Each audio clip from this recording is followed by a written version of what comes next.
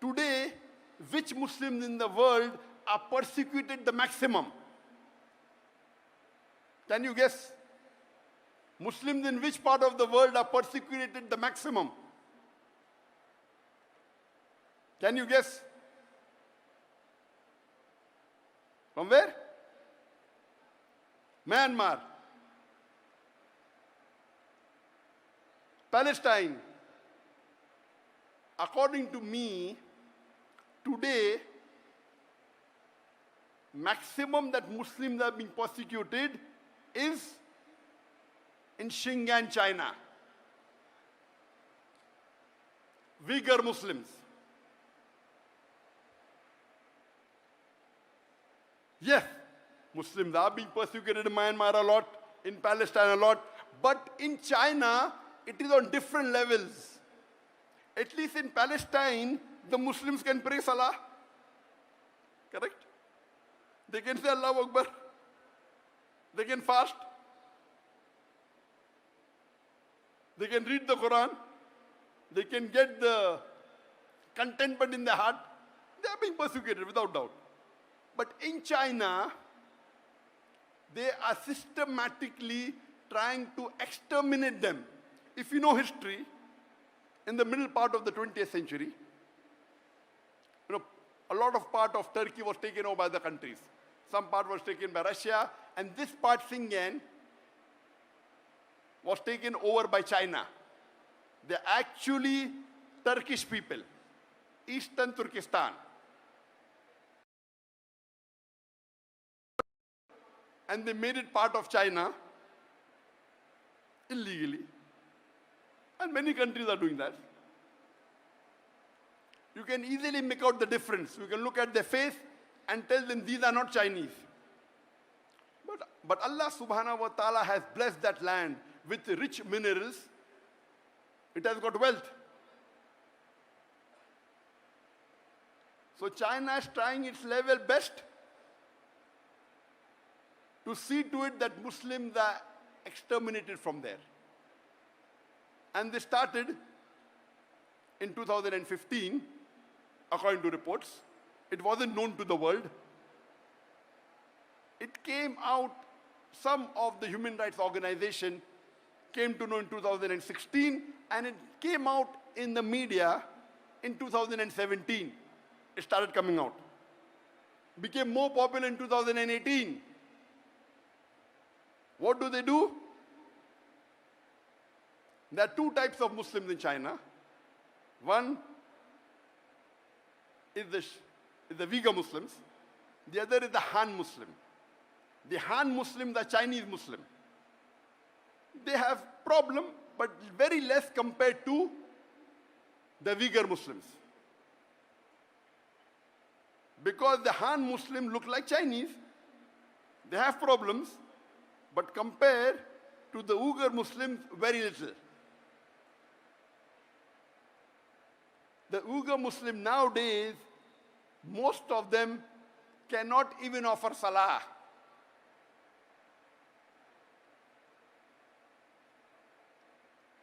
They're not allowed to fast. They are forced to have food during Ramadan. Many are forced to have alcohol. They aren't allowed to learn Arabic. And if they don't listen to the authorities, they are put into concentration camps. The Chinese government says this is re-education. Re-education. Many of the Uyghur Muslims in these concentration camps, they are tortured. They are harassed. They are asked to give up their religion. They are asked to follow communism. And those that are outside, they are being tracked by cameras, by face recognition.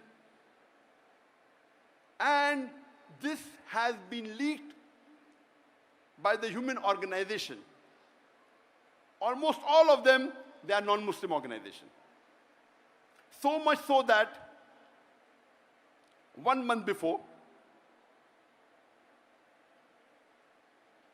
in July, there were 22 countries that wrote a letter to UN objecting on the human rights violation against the Uyghur Muslim in China. 22 countries. There are about 195 countries in the UN. 22 countries wrote a letter to UN saying there is human rights violation in China against the Uyghur Muslims. And do you know, out of these 22 countries, there was not a single Muslim country which objected. All of them were non-Muslim country, mostly European country. Isn't it a shame? There are about 56 countries in the world, more than 25% of the countries in the world, they have majority Muslims. It were 22 non-Muslim countries who objected to the violation of human rights in UAE. And when interviews were taken of some of the heads of states, and some did say that Muslims are weak, it will not benefit us much to object. To tell you the fact, they may be right. What they're doing, if you did not object and kept quiet, they may be using the rule of the Sharia, let a small loss take place to prevent a big loss. The Sharia gives you permission in Islam, it's usul, that let a small loss take place to prevent a big loss. If you think by objecting, you will not get any benefit, but there may be retaliation, there may be problem in your country, and if you do not take the best or the second best option of stopping with the hand or stopping with the tongue, you remain silent. This, if the situation is like that really, that if you object there may be retaliation, and if you take the decision of keeping quiet, Sharia gives you permission. That among the 56 countries, no one had the guts. But 22 non-Muslim countries had the guts. Here the story doesn't end. The story, which is really disheartening, is few days later, 37 countries give a letter to UN saying what the Chinese government is doing is correct. They are not torturing the Muslims. They are not violating human rights. They are educating them. They are doing anti-terrorism. 37 countries. Out of these 37 countries, 15 countries were Muslim countries. More than 40% of the countries which supported China, saying that what you're doing is right against the Muslims, what you're torturing them is correct, it is anti-terrorism, they were Muslims.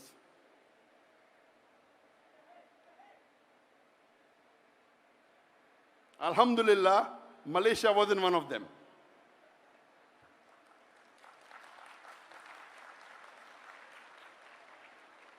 I don't want to take the names of the country which gave a letter, because I want to wake up the Muslims. By Allah's grace, I meet the heads of most of these countries. Whenever I meet head of state, my job as a da'i is to convey the message of Allah. Whether they follow or not, it's in their hand. I don't want to take the names because I don't want to embarrass them. But my request to the heads of states of this country, that our beloved Prophet said, if any Muslim is in problem, it is like if one part of the body is in problem, all the rest part, all the cells go to defend it. This is the Ummah. If any Muslim, he may be in any other part of the world, he's a Muslim, he's your brother in faith, you have to support him. How can you support the enemies of Islam just for a small benefit? This is not permitted in the Sharia. Keeping quiet, accepted. We are weak, you're keeping quiet. You may be the lowest level of moment, but yet you're a moment. But supporting a kafir who is killing your Muslim brothers, and you're supporting them, what is happening to our scholars? I am not a scholar, I am a da'i. The job of a da'i is to listen from the scholar and convey it to the masses. The scholar may be very intelligent, knows Islam. The job of a da'i is to make it simple and convey it to the mass. I am not a scholar, I am a da'i. And I told this 2 days ago. And I'm telling it again. That please don't exchange. What are you doing? For a seat in this world, for power in this world, for wealth in this world, you're exchanging your seat in Jannah. And you're purchasing your seat in hellfire. You're a very bad businessman. The Jannah is the true happiness. And I gave the details in the first talk I gave in Kelantan on the 7th of August, day before yesterday. What's happening to the Muslim Ummah? We are deteriorating. There was a time when the Muslims were on top of the world. When the Quran was revealed, the Muslims were looked down upon. It was called as Yawmul Jahiliyyah, the days of the ignorance. The Arab did the tawaf around the Kaaba naked. They were Jahil people. Allah reveals the Quran and makes them the torchbearer of the world. The Muslims became on top of the world. Europeans called from the 8th to the 12th century dark ages. Dark for them, not for us. The advancement that the Muslims made in science and technology, it is phenomenal. We were on top of the world. Today, Muslims are in large number. More than 25% of the world population are Muslims. We are about 2 billion Muslims. But we are looked down upon. We are abused. We are criticized. We cannot do anything. Why? Because that time, at the time of the Sahabas, of the Khulafa Rashidin, the Muslims were close to the Quran and Sunnah. Today, we are far away from the Quran and Sunnah. At that time, we didn't have riches. We were poor. But we had the deen with us. Today, the Muslims are the richest in the world. We have the black gold. But we are looked down upon. Why? Because we are away from the Quran and Sunnah. I request my Muslim brothers all over the world. This lecture is being telecast to all over the world, alhamdulillah. Through the YouTube, which has more than 1 million subscribers, through my Facebook, which has 17.3 million followers, and through Peace TV English, which has 100 million viewers, Peace TV Urdu, 80 million viewers, Peace TV Bangla, 50 million viewers, and Peace TV Chinese, Peace TV Mandarin, 20 million viewers. All put together more than 200 million viewers, at least 100 million may be watching, inshallah. Here, mashallah, I'm told that there are about 100,000 people that have gathered here in the stadium. People on the ground, on the stand, about 100,000. But the message, alhamdulillah, is reaching to more than 100 million. 1,000 times more.